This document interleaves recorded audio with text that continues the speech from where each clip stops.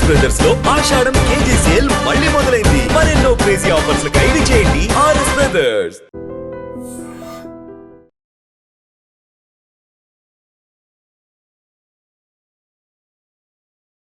శ్రీ కోట శ్రీనివాసరావు గారు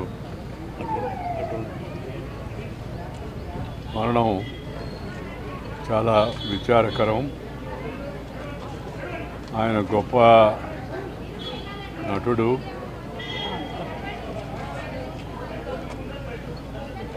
మానవతావాది, విలక్షణమైన పాత్రలను పోషించి మెప్పించి ప్రజల యొక్క అభిమానాన్ని పొందిన మహానటుడు. వందలాది సినిమాలో నటించి అటు విలన్ పాత్రలో ఇటు విలక్షణమైన యాక్టర్ పాత్రలో ఆఖరి వరకు కూడా ఆయన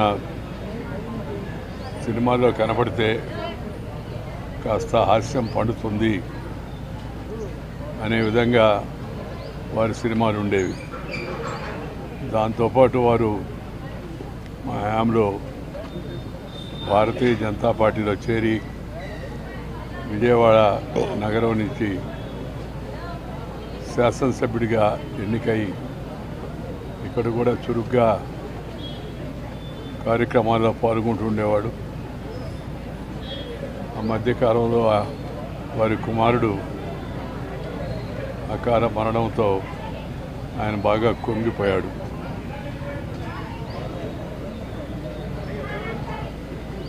కోలుకోలేని విచారంలో ఇలా మునిగిపోయి ఉన్నాడు ఆయన.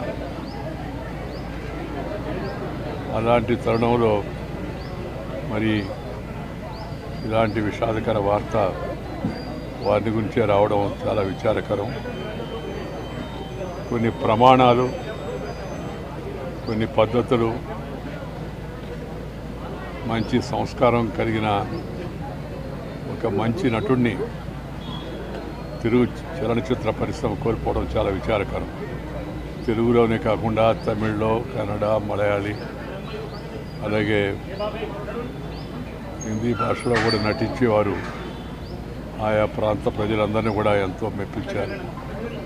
అలాంటి మహానటుడు ఇవాళ మన మధ్య లేకపోవడం చాలా విచారకరం. వారి ఆత్మకు భగవంతుడు శాంతి కలిగించాలని నేను కోరుకుంటున్నాను. వారి కుటుంబ సభ్యులందరికీ నా హృదయపూర్వకమైన సానుభూతిని తెలియజేస్తున్నాను. నిజంగా ప్రస్తుతం ఉన్నటువంటి సమాజం దేనికి ప్రయారిటీ ఇస్తుంది? ఆర్థిక సంబంధాల చుట్టూ మాత్రమే తిరుగుతుంది. మళ్ళీ ఎన్నికలంగానే చాలా విరక్తి కలుగుతాను.